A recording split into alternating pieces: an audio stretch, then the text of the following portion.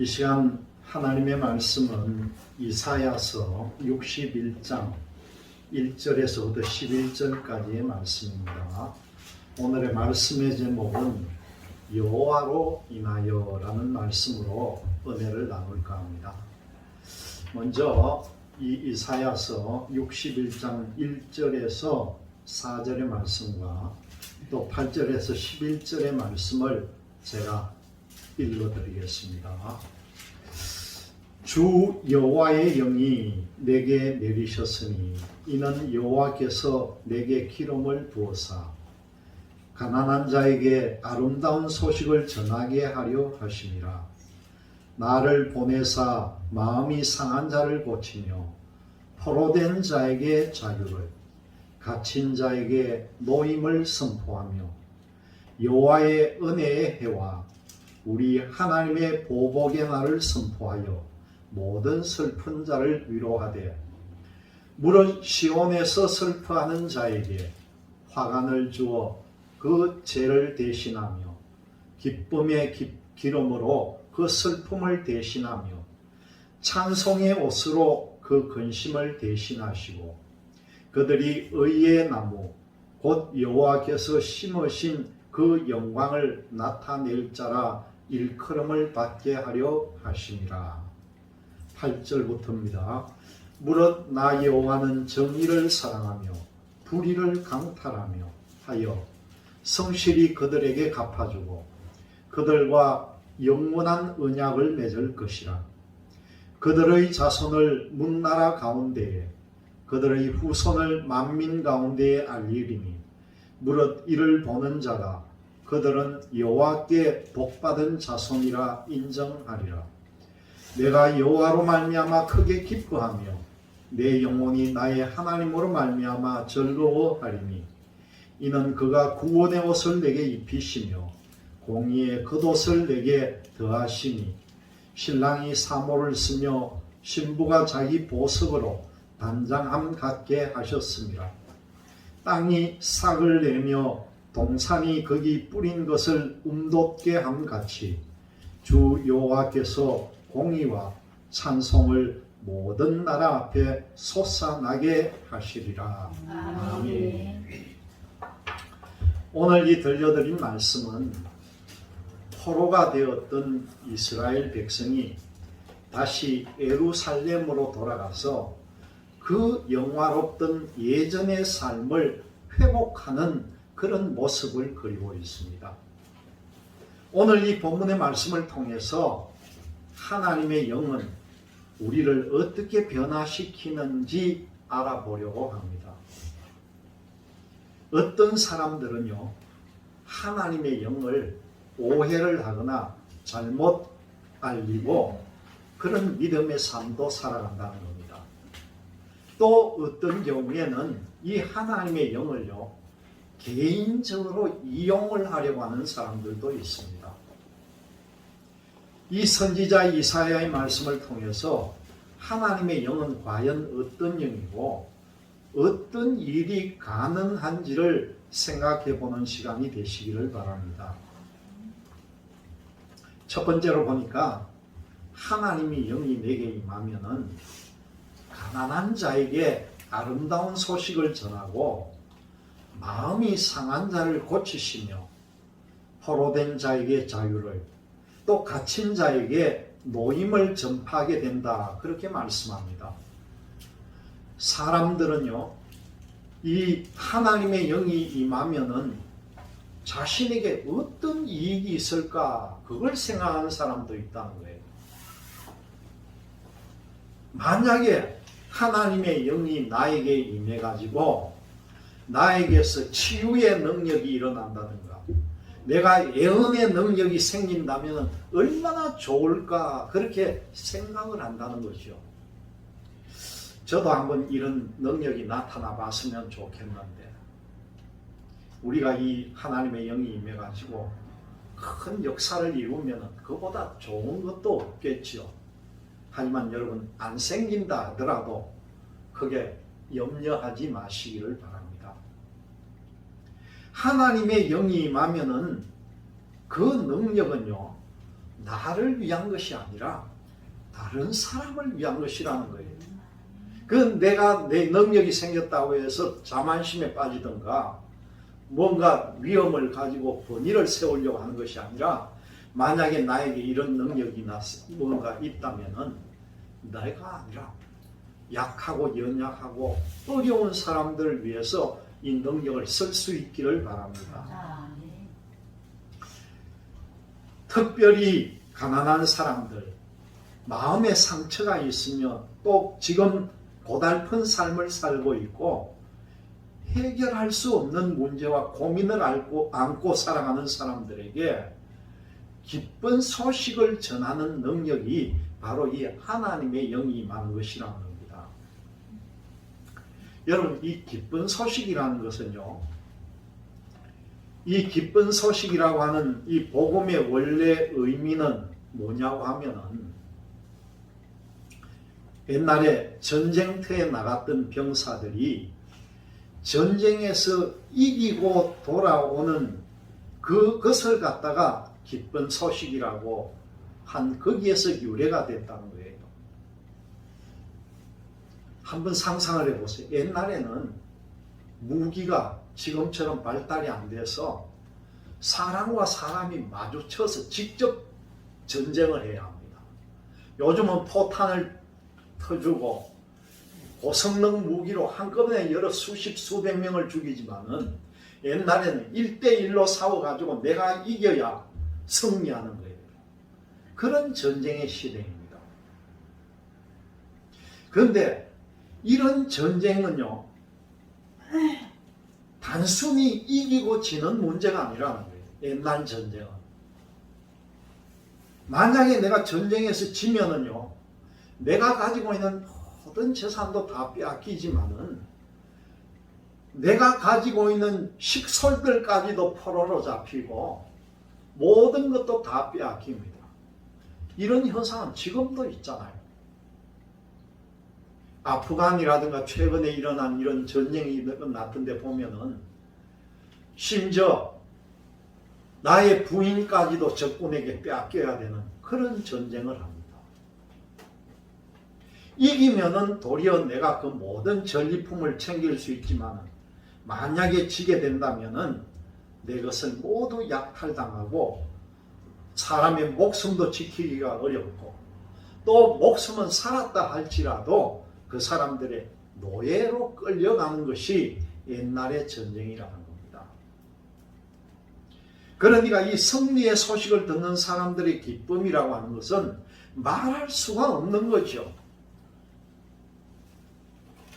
바벨론의 포로로 잡혀간 이스라엘 사람들은 전쟁에서 졌던 사람들입니다. 그래서 그 이스라엘에서 그 멀리 바벨론까지 모두가 포로로 붙잡혀 갔던 사람들이에요. 승리자인 바벨론의 처분만 기다릴 수밖에 없는 그런 처지에 놓인 사람들이라는 겁니다. 그들은 아마 우리가 상상할 수 없는 고통과 아픔을 겪었을 것입니다. 그들이 당해야 했던 수모는 비참했고 경제적으로도 아마 궁핍한 어려운 삶을 살아야 했을 것입니다. 그런 오랜 기간 압박과 고난이 지난 후에 그때 비로소 이사야의 입을 통해서 듣는 오늘의 이 회복의 말씀은 정말 오랜 가뭄 끝에 내리는 단비와 같은 말씀이었다고 볼 수가 있는 거죠. 희망을 주잖아요. 뭔가 될 것 같은 가능성을 주잖아요. 그리고 그 말씀은 실제로 이루어졌고 이스라엘은 자기들의 고향으로 돌아가는 기쁨을 누리게 됩니다. 예루살렘이 회복되는 꿈도 현실로 이루어졌습니다. 여러분, 이 성경 말씀은 실제로 이루어져야 되는 거예요. 지금 이 구약에 나오는 이사야의 예언이 그대로 역사적으로 다 이루어졌잖아요. 만약에 이게 이루어지지 않았다면 우리가 이 복음을 믿을 수가 없는 거예요. 그런데 이 예언자들이 예측한 이 모든 예언들이 이루어졌고 실제 꿈도 현실로 바뀌었다는 것입니다. 실제로 사람을 살리는 능력이 있어야 한다는 거예요. 힘들고 고단한 인생을 사는 사람들에게 그런 뜬구름 잡는 이야기가 아니라 실제로 사람들이 변화가 되고 또 세상이 바뀌고요. 정의가 회복되는 역사가 일어난다는 사실입니다. 두 번째로 하나님의 영이 임하면은 온갖 상황들이 역전되는 현상이 일어난다는 겁니다. 오늘 이사야는요, 뭐라고 말씀합니까? 오늘 말씀 가운데 보니까 여호와의 은혜의 해와 하나님의 보복의 날을 선포를 하고 있습니다. 여러분 61장 2절의 말씀을 보니까 여호와의 은혜의 해와 우리 하나님의 보복의 날을 선포하여 모든 슬픈 자를 위로하겠다는 겁니다. 은혜의 해는 억압과 고통 가운데 있던 주의 백성들이 해방이 되는 걸 말하는 것이죠. 반대로 이 하나님의 보복의 날은 무엇입니까? 힘없는 사람들을 억압하고 괴롭혔던 사람들이 하나님으로부터 심판을 받는 그 날이 하나님의 보복의 날이 되는 거지요. 그런데 이 두 가지 일이요, 이게 따로 일어나고 저게 따로 일어나는 게 아니에요. 이 두 가지 사건은 동시에 한 번에 일어난다는 겁니다. 한쪽에 은혜의 해가 되면 그 반대쪽은 보복의 날이 된다는 거죠. 여러분, 예수님의 어머니 마리아는 이렇게 노래를 합니다. 누가복음 1장 51절에서 53절의 말씀을 보면요, 제가 한번 읽어드립니다. 마리아의 찬양입니다. 그는 그 팔로 권능을 행하시고 마음이 교만한 사람들을 흩으셨으니 제왕들을 왕좌에서 끌어내시고 비천한 사람을 높이셨습니다. 줄인 사람들을 좋은 것으로 배부르게 하시고 부한 사람들을 빈손으로 떠나 보내셨습니다. 그렇게 찬양을 합니다. 교만한 사람들을 흩으시고 비천한 사람들을 높이시며 부한 사람들은 빈손으로 떠나보내시며 줄인 사람들은 좋은 것으로 배부르게 하시는 일이 동시에 함께 일어난다는 겁니다. 그럴 수밖에 없잖아요. 억압을 당하는 사람이 있으면요, 억압을 하는 사람이 있고 또 이 둘을 함께 해결하지 않으면 이런 문제는 해결이 되지를 않잖아요. 가난하고 굶주린 사람들이 있다는 것은 너무 많은 것을 소비하고 좋은 먹거리를 독점하려고 하는 사람이 있음을 나타낸다는 것입니다. 여러분, 지금 가만 생각해 보면은요, 참 제가 어렸을 때만 해도 우리나라는 너무나 못 살았습니다. 우리 동네에서 초가집을 기와집으로 바꿀 때에 우리 이웃 동네 중에서는 저희 집이 제일 먼저 했어요. 그때는 전부 초가집인데 그 초가집에 전부 그걸 짚을 걷어내고 처음으로 계량 기와를 만들어 가지고 기와를 이었습니다. 그때만 해도 포장된 도로가 어디 있습니까? 그 시내가 전부 비포장 도로에 비만 오면은 철벅거리는 진흙발에 온통 흙구덩이죠. 차만 하면 싹 지나가면은 길가에 있는 집들은 포랗게 먼지를 먹고 살던 그런 시절입니다. 먹을 것이 없어서 학교에서 급식을 강냉이 죽을 쑤어서 줬던 그 시절, 지금 생각해보면 얼마나 어려웠던 시절인지 모르죠. 불과 한 40여 년 전에. 그런데 지금요, 우리가 얼마나 행복합니까, 여러분? 지금 여러분들 중에 먹는 거 걱정하는 사람이 있습니까? 못 입어서 추워서 걱정하는 사람이 있습니까? 지금은 너무나 행복한 시대입니다. 오히려 너무 많아서 살찐 사람은 살을 못 빼서 애가 터지죠. 너무 많은 것을 먹어서 문제라는 거예요. 만약 하나님께서 하나님의 영이 지금 우리에게 임하면은요, 어떤 일이 벌어지겠습니까? 여러분, 하나님의 영은 우리의 삶 자체를 바꾸어 놓으신다는 겁니다. 교만한 자리, 부유한 자리에 앉은 사람은 낮은 곳으로 내려가야 합니다.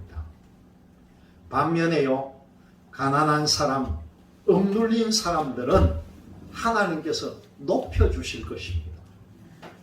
겸손하고 낮아지는 삶을 살아야 하는 이유가 바로 여기에 있다는 거예요.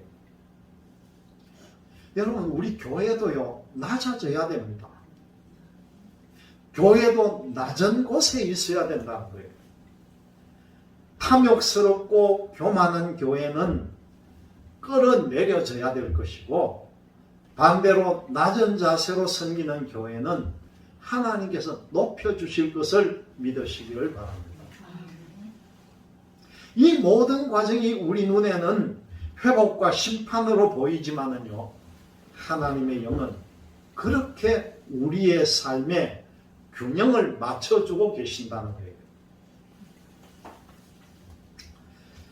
참 우리 교회가 많이 낮아져야 되는데, 제가 한 몇 년 전에 이 군선교회를 갖다가 섬기고 있을 때에 책임을 맡아가지고 거의 큰 교회라는 교회는 다 방문을 하고 직접 권면을 하고 협력할 것을 요청한 적이 있습니다.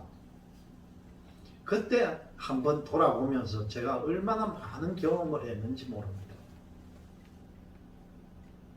어떤 교회는 가면은요, 제가 목사의 신분이고 그 담임 목사도 목사의 신분인데 문전박대를 하는 데가 있어요.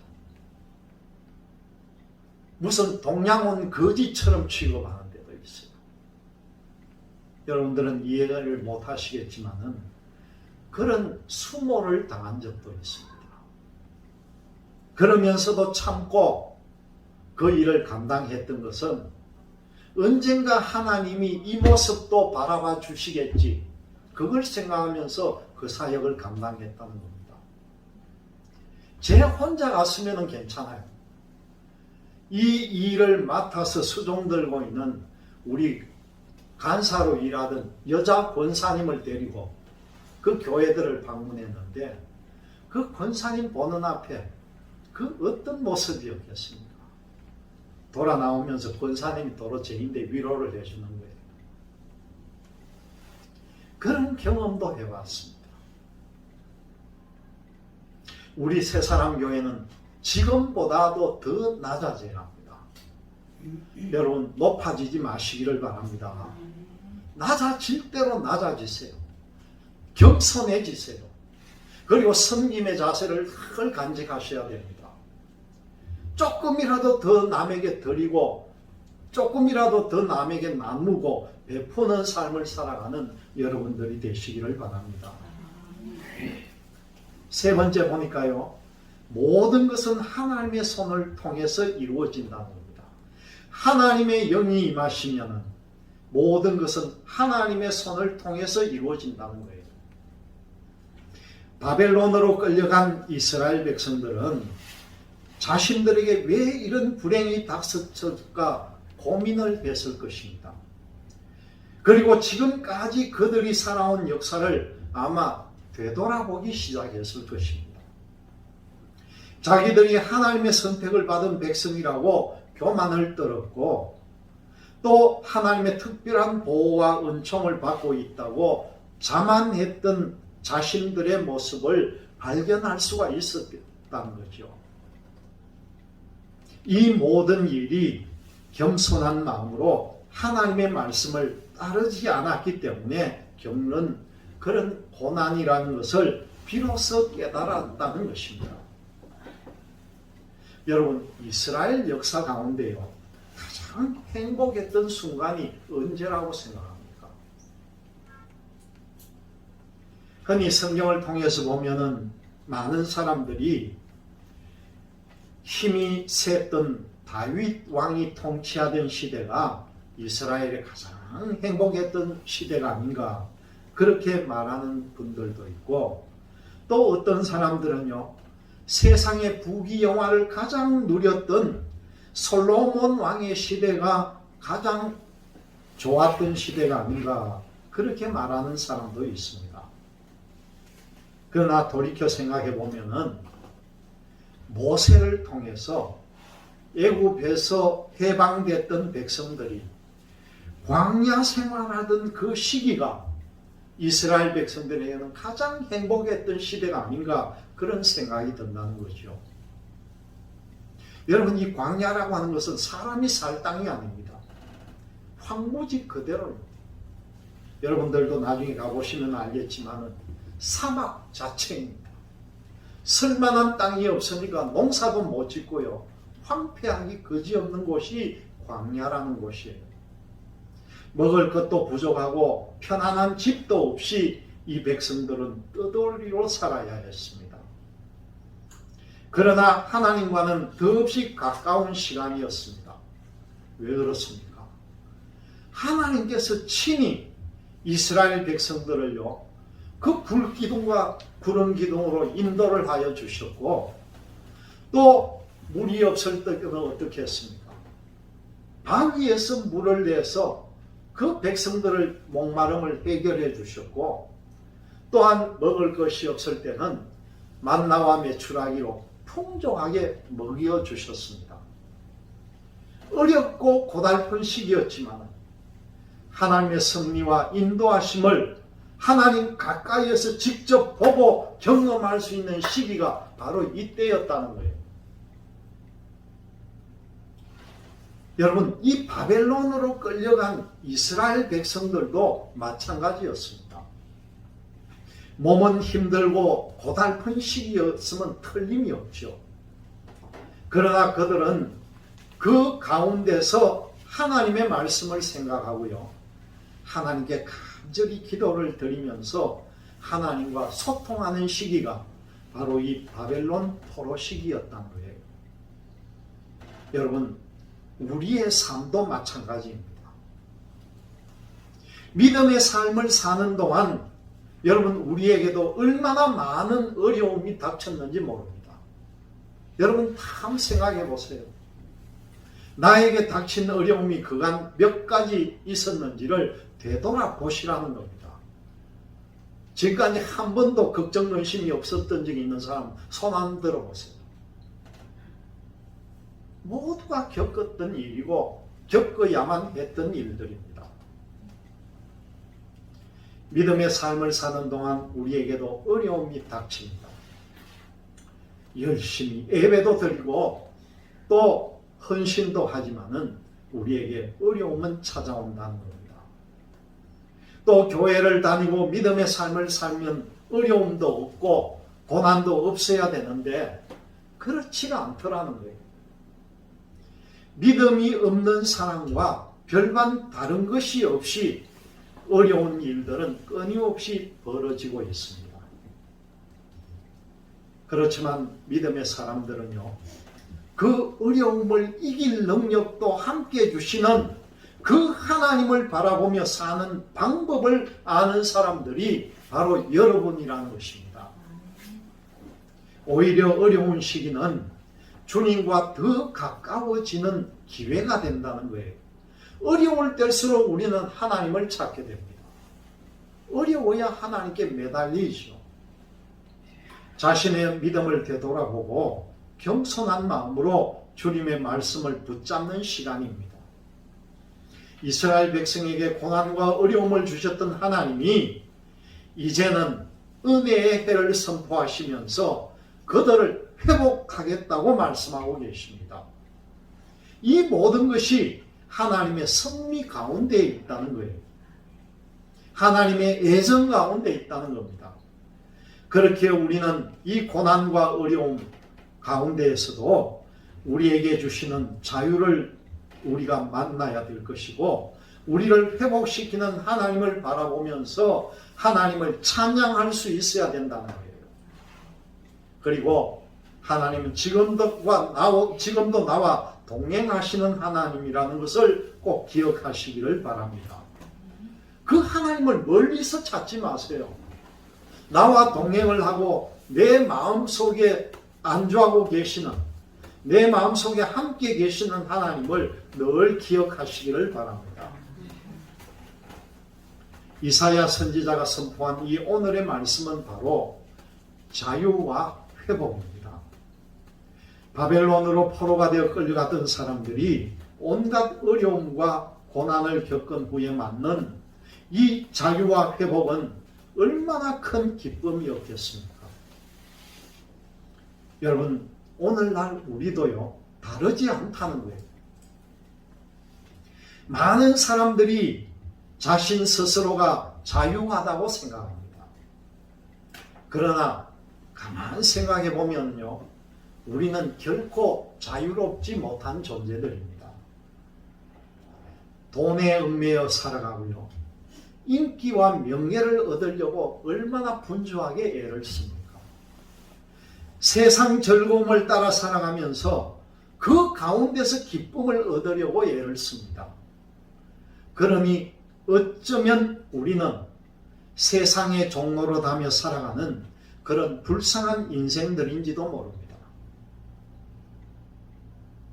예수님께서는 우리에게 진정한 자유를 주시기 위해서 이 땅에 오셨습니다. 진정한 자유란 것은 예수님께서 가르쳐 주신 이 진리의 말씀을 따라 살아가는 사람들에게 주어진다는 것을 믿으시기를 바랍니다. 예수님을 깊이 생각하면서 살아가시기를 바랍니다. 그리고 세상이 줄 수 없는 참 평안과 기쁨이 그 안에 있음을 믿고 살아가시는 여러분들이 되시기를 주님의 이름으로 기원드립니다.